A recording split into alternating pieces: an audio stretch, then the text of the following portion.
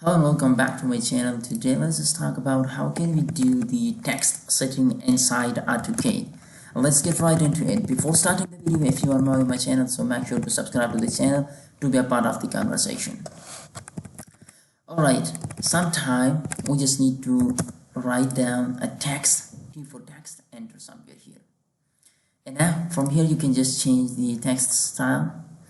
From here you can just change the font size, and you can just make it bold, italic, underline, and from here you can just change the color.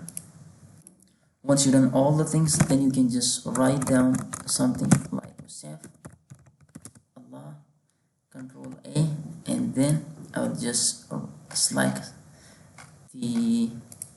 this one and I want to hit OK. See, this is how you can just do the text setting inside AutoCAD.